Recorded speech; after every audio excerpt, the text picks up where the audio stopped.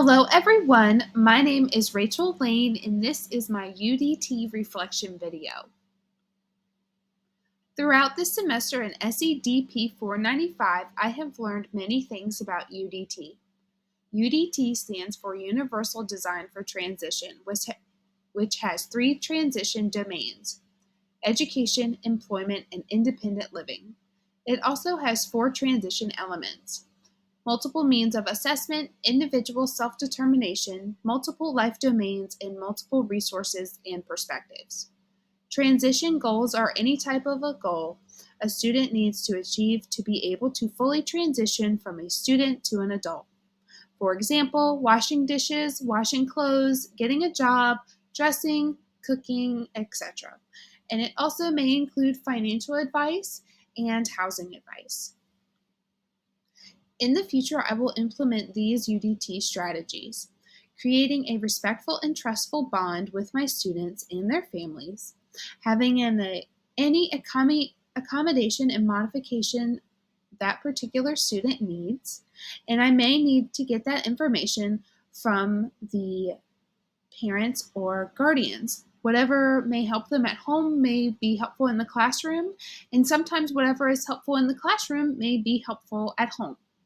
My goals to increase my knowledge on UDT include constantly being aware of other cultures and their way of life in my classroom. I want to be accepting to every student, no matter what culture or what support needs they may need. My unit plan. So my unit plan consists of science. I decided to do earth science in grade 9, and I chose the Big Bang unit. The SOL is ES2. The student will demonstrate an understanding that there are scientific concepts related to the origin and evolution of the universe. The key ideas of this SOL include that the Big Bang Theory explains the origin of the universe, stars, star systems, and galaxies change over long periods of time, characteristics of the sun, planets and their moons, asteroids, dwarf planets are determined by the materials in each body, and evidence from space exploration has increased our understanding of the structure and nature of our universe. So I use these objectives for my lesson plans, and I also use the interests and needs of the students that I chose. So the students that I chose were Sarah, Carla, Allison, Lily, and Tyler.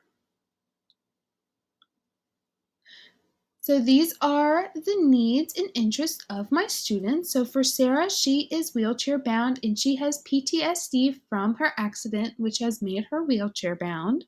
Her interests include becoming a doctor, 3D printing, and poetry. She needs wheelchair accessibility in the classroom.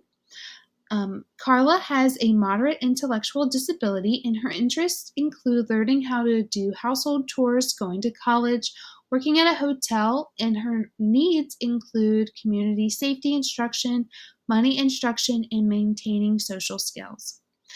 Allison has a specific learning disability that affects reading comprehension and written expression. Her interests include working with children in the future, socializing with friends, and going to college. Her needs include a clear understanding of post-secondary options that match her interest and skills, time management and organization strategies, confidence for success in college. Lily has multiple disabilities and receives nursing care and physical therapy care. She enjoys being included in group activities as she seems to enjoy receiving verbal and tactile attention from her family members, caregivers, and peers, and she also likes music. Her medical needs require the assistance of a nurse daily. She has no sight, but her hearing is thought to be within normal range, and she has limited mobility. There has been attempts to use augmentative communication devices, but those have been unsuccessful. But her therapists and teachers are evaluating her ability to indicate preferences using a head-activated switch with consistency. Tyler also has a specific learning disability relating to reading comprehension and written expression like Allison. His interests are outdoor activities. He's interested in working for the U.S. Fish and Wildlife Services and wants to try out for the football team. His needs include that he's not interested in schoolwork usually, in reading and comprehension and written expression, specific learning disabilities. So his needs align with Allison's a lot. So this is my daily schedule of what the students will be doing. So I do have a lot of peer work and a lot of reading and comprehension activities for the students to do as well to help their needs. So I have a lot of guided practice for day 1 and independent practice that the students can work with a peer. And they will use their laptops to find more evidence to support the theory that they learned in class or find sources that object and why they object. The homework that I have for that day and for most of the week is to basically look at the stars and find a constellation. I had this activity in mind for Tyler and for Lily. Even though Lily is blind, I thought of her using a parent, guardian, or an aide to look up at the night sky and be her eyes, and then for the aide, parent, or guardian to use something to give Lily a tactile experience of what they have seen so Lily can feel the constellation up in the sky.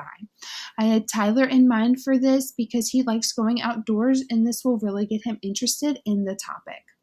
For day 2, I have a space poem, which really includes Sarah's needs, well, not her needs, her interests, because she really likes working with poetry. And that also helps the other students in the class use a different way of expression. For day 3, I have another I do, we do, you do activity, and they have an independent practice where they will use their laptops to research to find other planets and evidence to support if they're rocky or gaseous planets, and their homework is to look at the stars again. And for day 4, they have some more guided and independent practice with magazine information hunt. So I had Carla in mind because she likes working with magazines and all of this peer work for her as well because she wants to work in hospitality. So this communication and social skills will really help her in the future. And these communication opportunities will really help Lily use her head activated switch in the classroom. So for day 5, it is the test day, and the teacher will collect the review packet they had due and ask any questions, and the teacher's assistant will take out Allison and Lily because Allison needs extra time and Lily needs the questions to be read aloud on the test or to use an audio recording. Accommodations and modifications in my unit plan include wheelchair accessible classroom for Lily and for Sarah, guided notes with audio recordings for basically anything that they've had to make sure that they have that representation, presentations that allowed the visual, which were the PowerPoints and the magazines and anything they found on their laptops relating to the subject, choice of analog digital communication, submission of work, breaks if needed, and definitely a lot of positive reinforcement because all of the students in the classroom need positive reinforcement, not just the students that I've picked out, because every student has needs, and I believe every student should be supported in the classroom. So the multiple means of assessment that I included were questionnaires at the end of each class so I could see their progress and see if they gained an understanding of the objective. They have their homework assignments that I checked, the final test, and observations of the teacher just basically walking around and making sure that the students are on task. Individual self-determination, which the teacher and the teacher's aide, feedback, peer support and feedback, and the organization check, which I included for Allison because she needs organization strategies. So she would really benefit from an organization check. And so would the rest of the other classmates as well. Multiple life domains that I included would be communication skills, social skills, and future employment skills because all of the students would need these skills to gain a great employment, especially Carla because she wants to work in hospitality. Some multiple resources and perspective that I added was guided notes with audio recordings, just like in the last slide, audio recordings, presentations said aloud, the visuals, and definitely positive reinforcement. So the in-service training module that I thought of and I thought that would be great would be I believe teachers in training should take this class at VCU for their training. I would also add at least 60 hours of in-school training to help students figure out their goals for transition and also educating other teachers on universal design for transition. Then taking a smaller course, a smaller version of this course online every 3 years to make sure their teaching style is supporting transition needs. This course will help educate future teachers on how to incorporate UDT in their own classrooms. In conclusion, these accommodations and modifications and transition elements are incorporated to benefit the future of the student. In the classroom, I want the students to be the best that they can possibly be now and in the future.